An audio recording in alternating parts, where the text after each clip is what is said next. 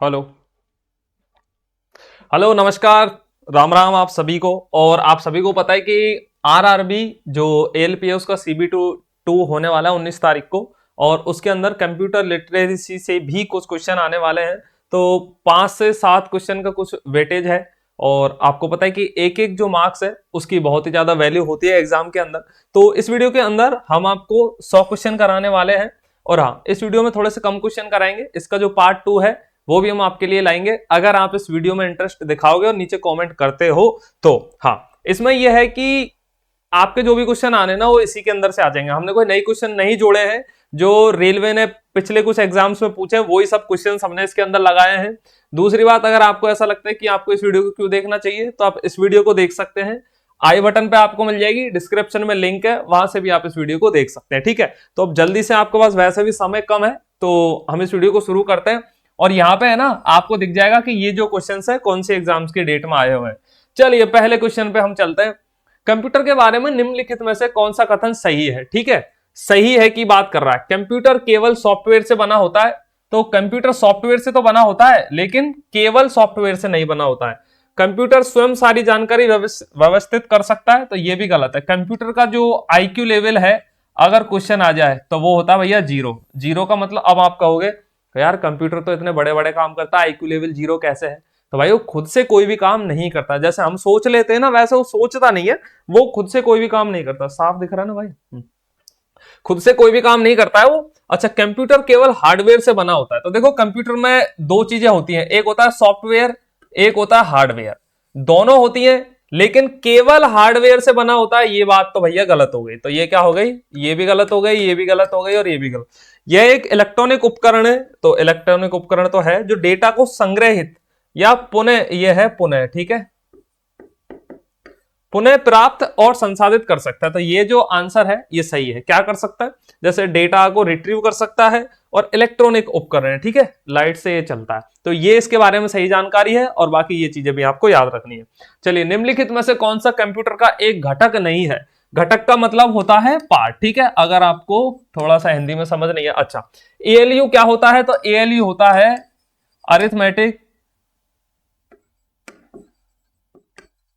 Arithmetic logic unit.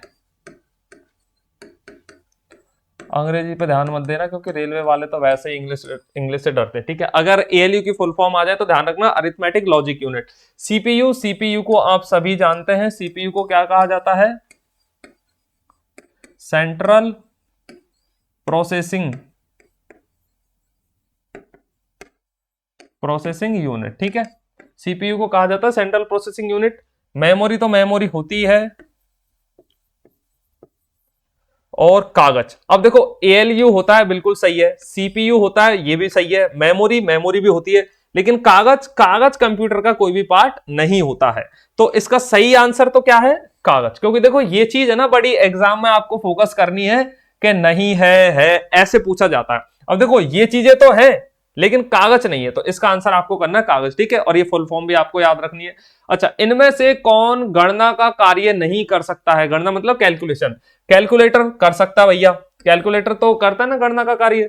Printer क्या करता है, प्रिंटर तो प्रिंट करता है मतलब फोटोकॉपी निकालता है भाई ये तो ये जो है इसका सही आंसर है और ये इसका सही आंसर नहीं है। ठीक है, लेकिन अगर ध्यान दे तो कैलकुलेटर कर सकता है, कंप्यूटर गणना कर सकता है, मोबाइल फोन भी सारे काम कर सकता है। तो कौन नहीं कर सकता है, तो प्रिंटर जो है वो नहीं कर सकता। ठीक है, तो यहां पे सही आंसर है प्रिंटर। और प्रिंटर क्या है, एक आउटपुट डिवाइस है। देखो ऐसे भी क्वेश्चन आ सकता है कि प्रिंटर का ऑप्शन आपको दे देगा और ये पूछेगा इनपुट डिवाइस है आउटपुट डिवाइस है। तो आपको ध्यान रखना है आउटपुट डिवाइस है क्योंकि ये प्रिंट निकालता है। ठीक है, और अगर ज्यादा पूछे तो ये सॉफ्ट कॉपी, जो सॉफ्ट कॉपी होती है ना, सॉफ्ट कॉपी को किस में कन्वर्ट करता है, हार्ड कॉपी में। ठीक है, यानी कि जैसे कंप्यूटर में कोई PDF वगैरह है, कोई फोटो है, या फिर अपना जैसे एडमिट कार्ड वगैरह निकालते हो तो कंप्यूटर के जब तक अंदर है जब तक सॉफ्ट कॉपी है, लेकिन जैसे ही उसे प्रिंट करोगे Ctrl+P दबाओगे, अरे भैया प्रिंट करने के लिए क्या दबता है, CTRL+P, इससे होता है Ctrl+P। पी, कंट्रोल पी से क्या हो जाता है, प्रिंट हो जाता है और चीज बाहर निकल जाएगी, ठीक है। और मोबाइल फोन तो आप सबके पास है ही। तो इस क्वेश्चन का सही आंसर क्या है, इसका आंसर है प्रिंटर। प्रिंटर गणना नहीं कर सकता भाई। आधुनिक कंप्यूटर का जनक किसे कहा जाता है? अब देखो ये भी बड़ा अच्छा क्वेश्चन है। क्या एक तो होता है कंप्यूटर का जनक, वो कौन होता है, उसको बोलते हैं फादर ऑफ कंप्यूटर, जिसका नाम है चार्ल्स बेबेज। सब जानते होंगे भाई, उसको पढ़ा ना सबने। अब तुम बोलोगे तो होने, क्योंकि रिकॉर्डेड वीडियो में यही तो दिक्कत है। और रिकॉर्डेड वीडियो इसलिए है क्योंकि इसके ना आप स्पीड बढ़ा के देख सकते हो अगर आपको तेज स्पीड में करना है। और अगर मैं आपको लाइव पढ़ाता ना तो इसकी जो स्पीड है वो आप नहीं बढ़ा सकते थे, तो ये हानि हो जाती। अच्छा, फादर ऑफ कंप्यूटर है चार्ल्स बेबेज, लेकिन ये पूछ रहा है आधुनिक कंप्यूटर यानी कि मॉडर्न कंप्यूटर। जो मॉडर्न कंप्यूटर है उसके फादर कौन है? तो मॉडर्न कंप्यूटर का फादर कौन है बता दो भाई जल्दी से। गोल्डन ए मोर है? नहीं, एलन ट्यूरिंग। एलन ट्यूरिंग जो है ये इसका सही आंसर है। और चार्ल्स बेबेज यहां पे हैं और ये है फादर ऑफ कंप्यूटर, ठीक है, ये आपको ध्यान रखना है। और जेम्स गोसलिंग, तो जेम्स गोसलिंग ने जो जावा एक लैंग्वेज है कंप्यूटर की, तो जावा जो है ना उसके जनक जेम्स गोसलिंग है। और हाँ ये ठीक है। क्वेश्चन आप देख सकते हैं कि ये पिछले आरआरबी में कब आया था। अच्छा, कंप्यूटर प्रोसेस द्वारा इंफॉर्मेशन में परिवर्तित करता है। प्रोसेस द्वारा मतलब कंप्यूटर को मतलब क्या, इनपुट दिया जाता है, तो ठीक है, नंबर को, इनपुट को, डेटा को, प्रोसेस को। तो इसका जो सही आंसर है वो तो है डेटा को, क्योंकि कंप्यूटर जो है ना अगर प्रोसेस करेगा तो मतलब किसी चीज को प्रोसेस करेगा तो वो करता है डेटा को। अब जैसे नंबर को आप कहोगे नंबर को, तो नंबर को भी कर सकता है, लेकिन नंबर भी क्या है, एक डेटा है। इनपुट भी एक डेटा है। जो भी आप उसे इनपुट दोगे ना तो कंप्यूटर को थोड़ी पता है कि वो क्या चीज है, वो उसे डेटा के रूप में ही लेता है। प्रोसेस क्या है, प्रोसेस एक क्रियाविधि है जिसमें किसी भी, जैसे डेटा है, डेटा टू इंफॉर्मेशन,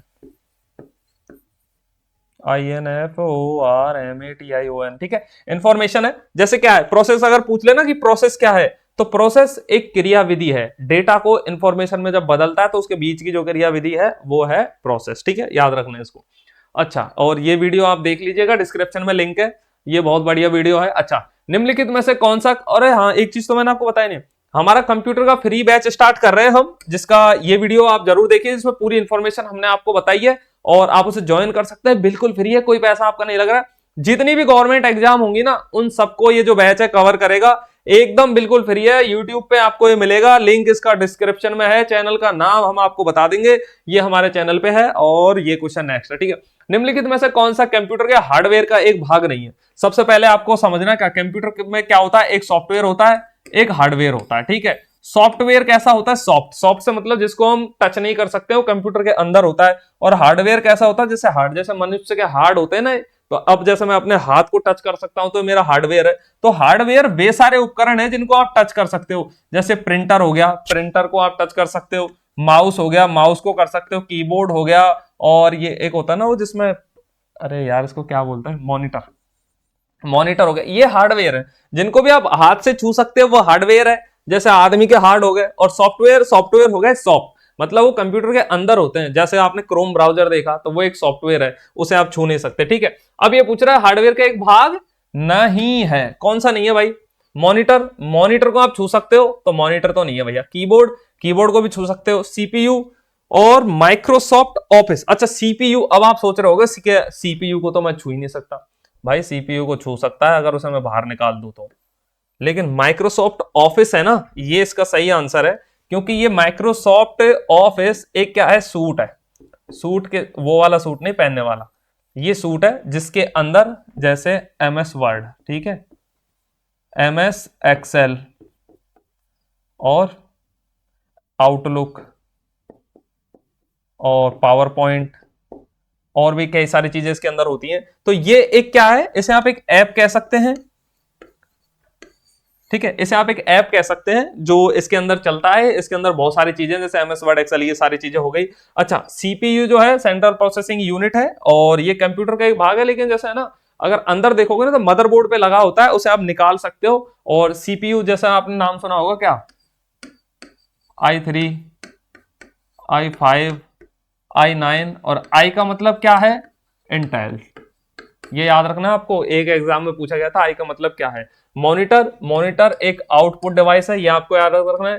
कीबोर्ड क्या करता है, कीबोर्ड इनपुट का काम करता है, तो ये एक इनपुट डिवाइस है, ये आपको याद रखना है, ठीक है। अब देख लो इसमें है ना 100 से ज्यादा क्वेश्चन हो जाएंगे, ऐसे ऐसे मैं करवाऊंगा जब। प्रोसेस डेटा को किस रूप में जाना जाता है? अब जैसे अभी मैंने आपको बताया था कोई डेटा है, डेटा को प्रोसेस कर दिया तो उससे क्या बन जाता है? तो वो क्या डेटा बनता है? डेटा तो नहीं बनता। इंफॉर्मेशन बनता है? बिल्कुल इंफॉर्मेशन बन जाती है। और ज्ञान, अब देखो इंफॉर्मेशन के बाद होता है क्या? नॉलेज। इंफॉर्मेशन से मिलता है नॉलेज, और नॉलेज से मिलता है क्या? वैसे नॉलेज का आप क्या कर सकते हो? विश्लेषण कर सकते हो। तो ये भी है ना एक पूछा जाता है क्या, जैसे डेटा, सबसे पहले डेटा होता है, डेटा को क्या किया जाता है? प्रोसेस किया जाता है। प्रोसेस करने के बाद ये क्या बन जाता है? इंफॉर्मेशन। इंफॉर्मेशन के बाद इससे क्या मिलती है? नॉलेज। और नॉलेज के बाद क्या होता है? विश्लेषण। ठीक है, तो अगर स्टेप पूछ ले तो ये सारी चीजें हैं। और ये एसएससी का क्वेश्चन है, 2017 में पूछा। एक एकीकृत परिपथ सामान्यतः माना जाता है। अच्छा, एकीकृत क्या होता है? एकीकृत होता है इंटीग्रेटेड, है ना। तो चिप, प्रतिरोध, ट्रांजिस्टर, प्लेट। तो मेरे सामने तो चिप ही इसका सही आंसर है, क्योंकि आईसी जो होती है ना, आईसी, ये होता है इंटीग्रेटेड सर्किट, यानी कि एक ही पथ पे बहुत सारी चीजों को जोड़ दिया जाता है, वो हो गया इंटीग्रेटेड, यानी बहुत सारी चीज। प्रतिरोध क्या होता है? ये रजिस्टर होता है। और ट्रांजिस्टर और प्लेट, तो ये सारी चीजें इसका उत्तर नहीं है, चिप ही इसका सही उत्तर है। और चिप को है ना माइक्रोचिप भी कह सकते हो आप, ये आपको ध्यान रखना है, ठीक है। माइक्रोचिप याद रखना है, क्योंकि कई बार आ जाता है कि इस चिप को है ना माइक्रोचिप कह सकते हो। भाई 2021 में आया एनटीपीसी में। निम्नलिखित में कौन दिए गए समूह से संबंधित नहीं है? अरे दिख तो रहा है ना यार, कहीं ऐसा ना हो दिख ही ना रहो और मैं देखा जा रहा हूं, मैंने देखा ही नहीं स्क्रीन पे। अच्छा, निम्नलिखित में से कौन दिए गए समूह से संबंधित नहीं है? अच्छा, हार्ड डिस्क है, बेमन बड्डी है, सीपीयू है और मदरबोर्ड है। ये है ना ग्रुप डी का क्वेश्चन है भाई, 2018 का, ठीक है।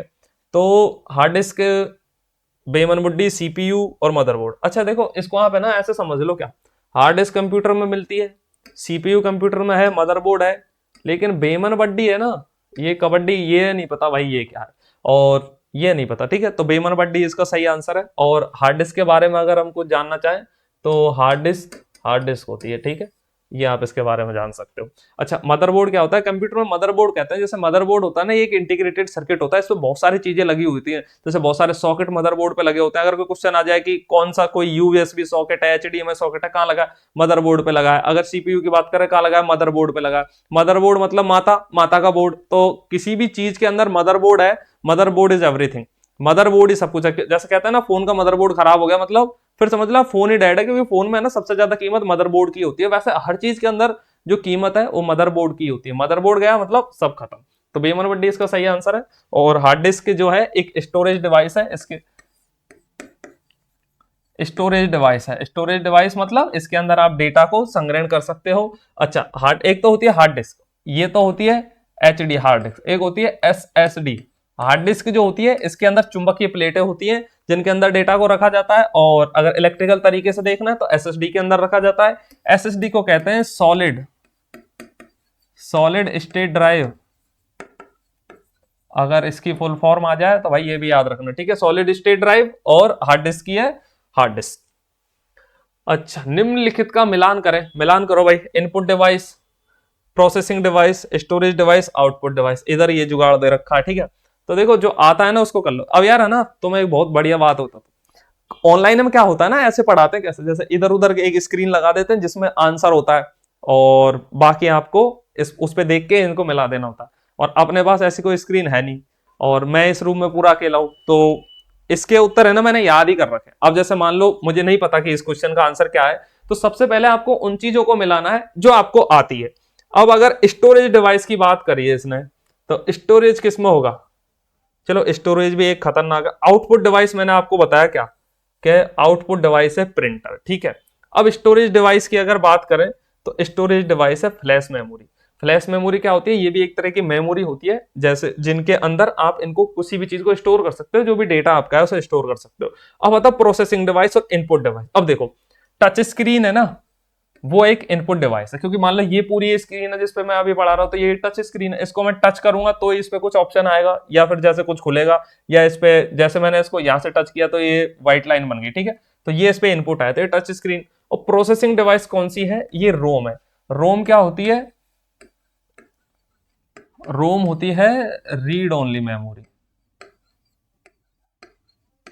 ये कंप्यूटर की ऐसी मेमोरी होती है, जैसे ये है ना मैन्युफैक्चरिंग के टाइम इसको इसके अंदर डेटा डाल दिया जाता है। जब कंप्यूटर बनता है तो रोम के अंदर डेटा डाल दिया जाता है कि भाई ये डेटा है, इसमें हमेशा रहेगा। इसे आप पढ़ सकते हो से मतलब है कि इसे आप यूज में देख सकते हो कि इसके अंदर क्या है, बाकी इसमें चेंज नहीं होता है, ठीक है। तो ये होती है रोम, और ये बिल्कुल एकदम एग्जैक्ट मिला है। तो सबसे पहले क्या करना है, जो अगर ऐसा क्वेश्चन आ जाए, सबसे पहले जो पता है ना तुम्हें उसको करो, जो नहीं पता है उसे मत करो। अब 10वां क्वेश्चन आ चुका है, तो इसी बीच मैदान में आ गई है ड्रिंक ट्रॉली, और आप भी पानी पी लो क्योंकि पानी पीना बहुत जरूरी है। भाई देखो कितना अच्छा सवाल है, कितने सारी एग्जाम में आया है।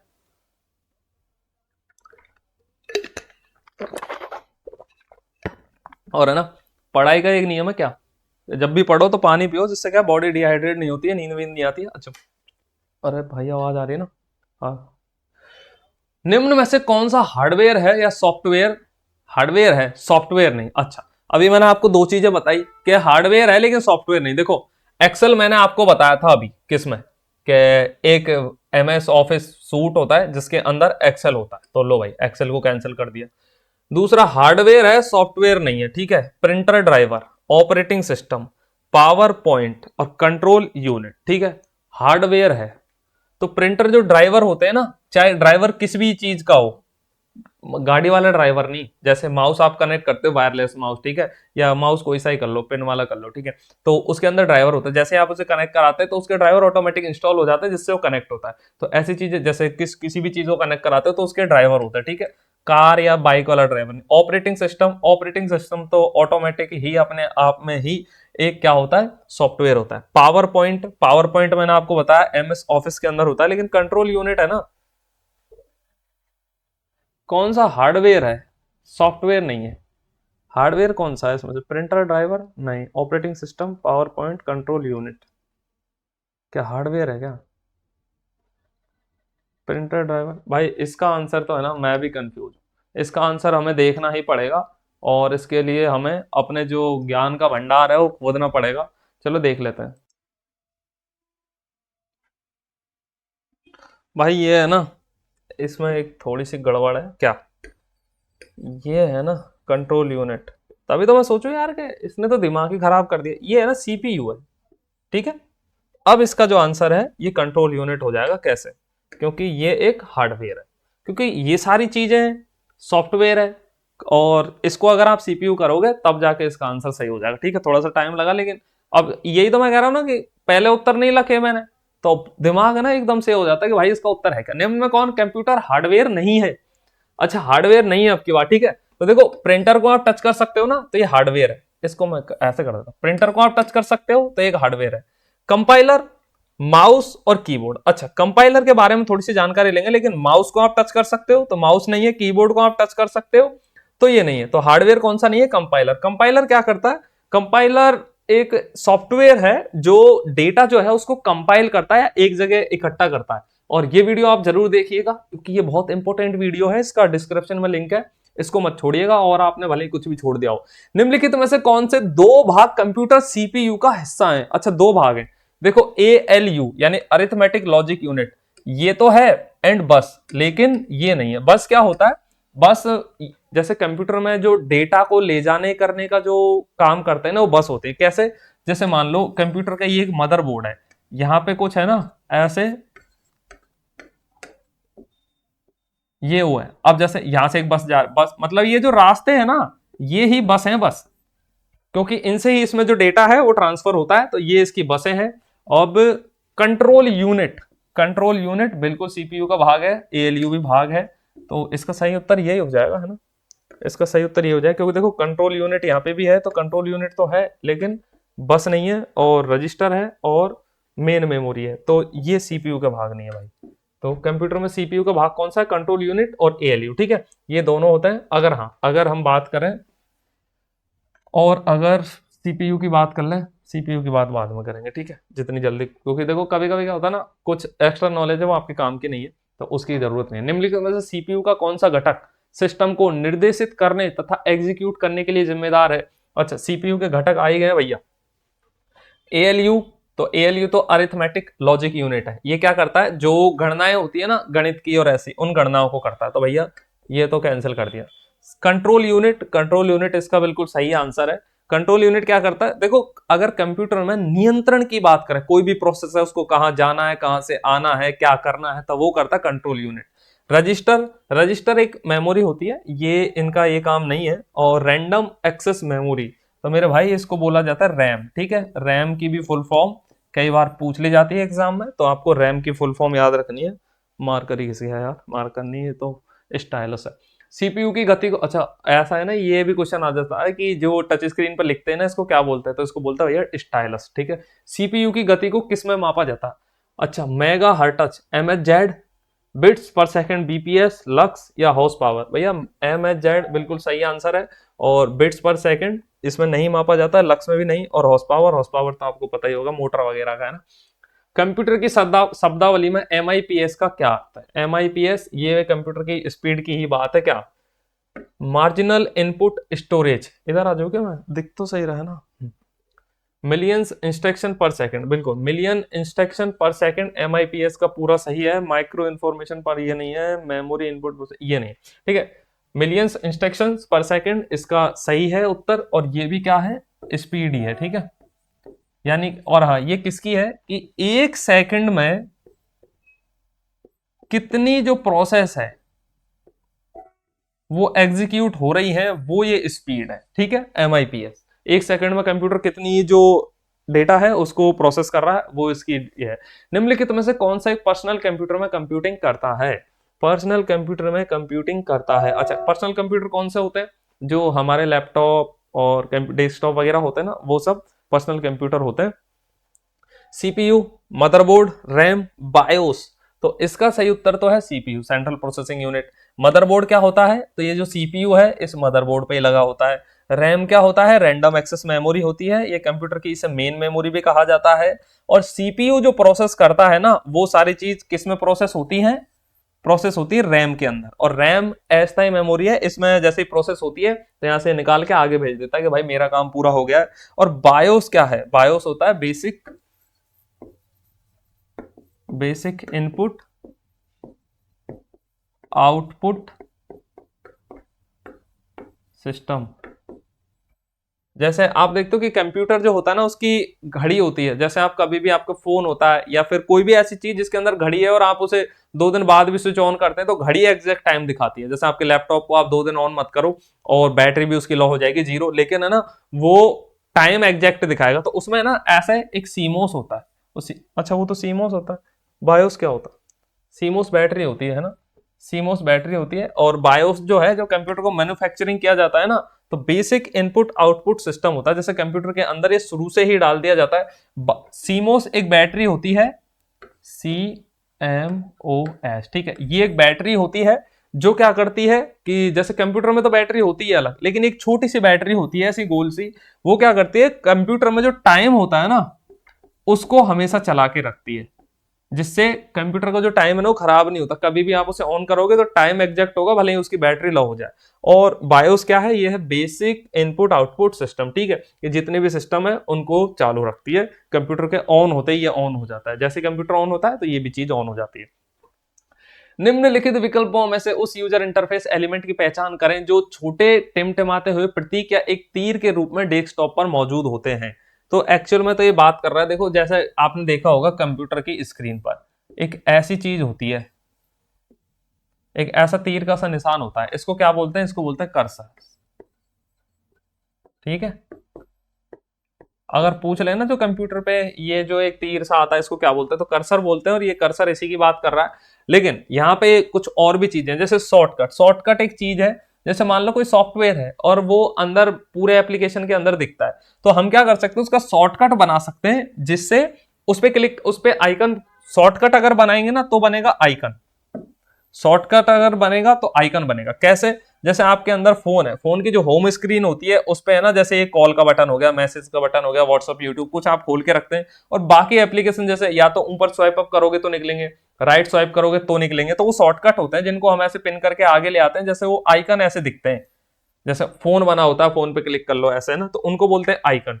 Cursor, shortcut. Task bar, task bar होता है जो ये नीचे लैपटॉप वाली पूरी बार आती है ना, जैसे आप अगर स्क्रीन पे देखते होगे तो इस पे टाइम चलता रहता है, इधर आइकन बने होते हैं, वो होती है टास्क बार, लेकिन उसको है ना सिस्टम ट्रे भी कहा जाता है, ठीक है। SYSTM, system tray. अभी है ना ये नया आया क्या, सिस्टम ट्रे।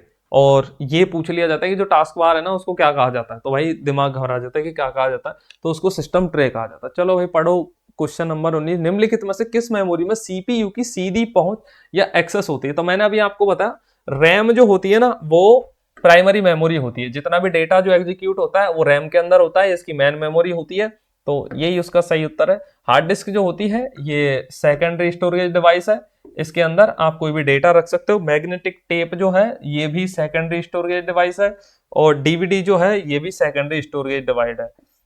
तो मैग्नेटिक टेप कौन से होते हैं, चुंबकीय टेप होते हैं। डीवीडी आप देखते थे ना पहले गोल गोल सी सीडी आती थी, और सीडी में क्या होता है ना, सीडी की थोड़ी कैपेसिटी कम होती है, और सीडी की कैपेसिटी होती है 750 MB के पास आसपास, है ना। और डीवीडी जो है ना उसकी कैपेसिटी ज्यादा होती है, 4 से 5 GB भी होती है, ठीक है डीवीडी। और फिर डीवीडी में क्या आता है कि डुअल भी आती है, जैसे दोनों साइड से भी आ जाती है, तो इनकी कैपेसिटी ज्यादा होती है। निम्नलिखित में सीपीयू का कौन सा भाग एएलयू क्रियाविधि के दौरान अस्थायी रूप से आंकड़ों का संग्रहण करता है। कौन करता भाई, जब एएलयू क्रियाविधि होती है ना तो देखो एएलयू तो नहीं करेगा, कंट्रोल यूनिट ये कोई मेमोरी नहीं है, रैंडम एक्सेस मेमोरी इसके अंदर प्रोसेस होता है तो ये भी नहीं करेगी, तो कौन करेगा, रजिस्टर करेगा। रजिस्टर दरअसल एक छोटी मेमोरी होती है, लेकिन कम समय, तेज बहुत होती है, सबसे तेज होती है। अगर आपसे पूछ लिया जाए कि रैम सभी चीजों में किसी में भी पूछ लिया जाए तो आपको रजिस्टर इसका आंसर करना है कि रजिस्टर एक बहुत तेज मेमोरी होती है, ठीक है, ये भी पूछ लिया जाता है। और ये वीडियो तो आपको देखना ही है जैसा कि आप सभी को पता है। अच्छा, निम्नलिखित में से कौन सा एक पेरिफेरल डिवाइस नहीं है। अच्छा, पेरिफेरल डिवाइस कौन से होते हैं, जो इनपुट आउटपुट डिवाइस होते हैं ना उनको पेरिफेरल डिवाइस कहते हैं, और इनको परिधीय डिवाइस भी कहते हैं हिंदी में, पर पेरिफेरल अंग्रेजी का नाम है और पेरिफेरल ही ज्यादा आता है। अच्छा, पेरिफेरल डिवाइस नहीं है तो देखो प्रिंटर का मैंने आपको बताया, अरे स्क्रीन ही ब्लैंक हो गई भाई, ऐसा क्यों, आ गया ना। चलो, निम्नलिखित में से कौन सा एक पेरिफेरल डिवाइस नहीं है, तो प्रिंटर एक आउटपुट डिवाइस है, इसका मतलब पेरिफेरल है। मॉनिटर भी आउटपुट डिवाइस है क्योंकि स्क्रीन पे दिखाता है। मदरबोर्ड और कीबोर्ड एक आउटपुट डिवाइस है, लेकिन मदरबोर्ड नहीं है, तो ये मदरबोर्ड ही इसका आंसर है, क्योंकि मदरबोर्ड नहीं है भाई, मदरबोर्ड तो इंटीग्रेटेड एक सर्किट है, और एनटीपीसी में क्वेश्चन आया हुआ है। यूएसबी टर्म का फुल फॉर्म क्या है, तो इसका फुल फॉर्म है यूनिवर्सल सीरियल बस, यूनिवर्सल सर्विस बस। तो यूनिवर्सल सीरियल बस इसका फुल फॉर्म है। और एक और फुल फॉर्म आपको याद रखनी है, HDMI, ठीक है। HDMI क्या है, तो ये एक पोर्ट है, क्या करता है, ये करता है इससे अगर जैसे आप कनेक्ट करवा देते हो ऑडियो और वीडियो दोनों आप इससे देख सकते हो, वो भी बहुत हाई क्वालिटी में। इसको बोला जाता है high definition multimedia, high definition multimedia interface, ठीक है। ये होती है क्या, HDMI क्या है, एक पोर्ट है, ध्यान रखना, पोर्ट मतलब जिसमें एक केबल लगती है उनको पोर्ट कहते हैं। और यूएसबी क्या है, यूनिवर्सल सीरियल बस है। और यूनिवर्सल सीरियल बस है, जैसे आजकल जितने भी कोई भी उपकरण आता है तो यूएसबी टाइप ही आता है, क्योंकि लैपटॉप में आपने देखा होगा HDMI और यूएसबी दो तरीके के पोर्ट होते हैं, यूएसबी में यूएसबी लगा दो, HDMI में HDMI लगा दो। इनमें से कौन सी कंप्यूटर की एक विशेषता नहीं है। अच्छा देखो, कंप्यूटर की विशेषता कौन सी नहीं है, इंटेलिजेंट कोसेंट। अच्छा, सबसे पहले ये देख लेते हैं कौन सी है, तो डेटा स्टोरेज, तो कंप्यूटर डेटा को तो स्टोर करता है, तो ये तो है, इसका मतलब ये इसका उत्तर नहीं है, क्योंकि ये तो है। एक्यूरेसी, बिल्कुल कंप्यूटर जो काम करता है वो एक्यूरेसी से करता है, इसका मतलब ये इसका उत्तर नहीं है। स्पीड, कंप्यूटर बहुत तेज होते हैं, तो इसका सही आंसर है इंटेलिजेंट कोसेंट। देखो विशेषता नहीं पूछा है, ठीक है, लेकिन अगर आप इन तीनों की बात करोगे ना तो ये तीनों तो इसकी विशेषता है, लेकिन ये जो चीज है इसकी विशेषता नहीं है। चलो नेक्स्ट, कंप्यूटर। अच्छा, अब है ना कुछ रैपिड फायर करते हैं जल्दी जल्दी। इलेक्ट्रॉनिक डिवाइस जो डेटा को इंफॉर्मेशन में बदलते हुए प्रक्रिया करता है, देखो येलो कलर वाले ना इनका उत्तर है, ठीक है। अभी मैंने आपको बताया कि डेटा को अगर प्रोसेस करेंगे तो उससे इंफॉर्मेशन बनेगी, और कैसे बनेगी वो, जब उसे प्रोसेस करेगा। कंप्यूटर प्रोसेस द्वारा इंफॉर्मेशन में परिवर्तित करता है, डेटा को ही प्रोसेस किया जाता है भाई, कंप्यूटर के संदर्भ में एएलयू का तात्पर्य है arithmetic logic unit, full form याद रखनी है। कंप्यूटर के मस्तिष्क को कहा जाता है सीपीयू। सीपीयू मतलब सेंट्रल प्रोसेसिंग यूनिट। सीपीयू का विस्तृत रूप है सेंट्रल प्रोसेसिंग यूनिट, नीचे आ गया। गणना और तुलना करने के लिए कंप्यूटर के जिस भाग का प्रयोग किया जाता है एएलयू। एएलयू है, अगर कोई अरिथमेटिक गणना वगैरह करनी है तो एएलयू से होती है, अरिथमेटिक लॉजिक यूनिट। सीपीयू के एएलयू में क्या होते हैं, तो एएलयू के अंदर रजिस्टर होते हैं, याद रखना। ये वीडियो देख लेना भाई, बहुत जरूरी है। सेंट्रल प्रोसेसिंग यूनिट में एक कंपोनेंट के रूप में होता है क्या, अरिथमेटिक लॉजिक यूनिट, ठीक है। Control memory arithmetic logic unit होते हैं किसमें, सीपीयू में होते हैं भाई। ये देखो, कंट्रोल मेमोरी अरिथमेटिक एवं लॉजिक यूनिट, ये होता है सीपीयू में। कंप्यूटर में प्रोसेसिंग होती है सीपीयू में होती है भाई। सीपीयू है ना, वही सारी गणना वगैरह करता है, क्योंकि सीपीयू के अंदर ही एएलयू वगैरह लगे होते हैं। अरिथमेटिक परिचालन संपन्न करता है कौन, एएलयू करता है। अरिथमेटिक मतलब अगर गणितीय कोई भी काम करना है तो एएलयू ही गणना करेगा, ये ध्यान रखना है आपको। शब्द परास, परस है क्या, इसको लिख दो भाई शब्द परास। शब्द परास मतलब होता है वर्ड लेंथ। लिखा ही नहीं जा रहा भाई, क्या हो रहा है, ठीक है। इसको लिखेंगे शब्द परास, अब आया ना, ठीक है। शब्द परास यानी वर्ड लेंथ अगर अधिक होगी तो किसी कंप्यूटर की गति क्या होगी, बढ़ जाएगी, ठीक है। याद रखना, वर्ड लेंथ ज्यादा, शब्द परास ज्यादा, तो कंप्यूटर की गति भी ज्यादा। सीपीयू की गति को प्रभावित करने वाले कारक हैं शब्द परास, कंप्यूटर घड़ी एवं कैशे मेमोरी। शब्द परास जो वर्ड लेंथ है, कंप्यूटर की घड़ी एवं कैशे मेमोरी, ठीक है। कैशे मेमोरी एक मेमोरी होती है जो काफी तेज मेमोरी होती है। जैसे अगर आपको पता होगा तो जैसे हम एक कोई वेबसाइट देखते हैं, ठीक है, उस वेबसाइट की जो डेटा है ना, वो एक तरीके से हमारे कैशे मेमोरी के रूप में हमारे फोन या हमारे लैपटॉप, हमारे कंप्यूटर के अंदर रह जाता है। दोबारा हम उस वेबसाइट को ओपन करेंगे तो कैश मेमोरी की हेल्प से ना वो बहुत जल्दी से खुल जाता है, तो ये है कैशे मेमोरी।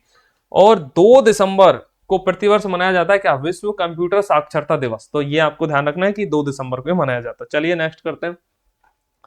निम्नलिखित में से सुपर कंप्यूटर नहीं है। अच्छा, सुपर कंप्यूटर अगर अभी की बात करें तो फुगाकू जो है, वो फुगाकू और फ्रंटियर, ये बहुत तेज कंप्यूटर है। और फ्रंटियर जो है ये अमेरिका का कंप्यूटर है, और फुगाकू जो है जापान का कंप्यूटर है, सुपर कंप्यूटर, ठीक है। एका भी एक सुपर कंप्यूटर है, अच्छा नहीं है, तो एका तो है, तो इसका मतलब ये उत्तर नहीं है।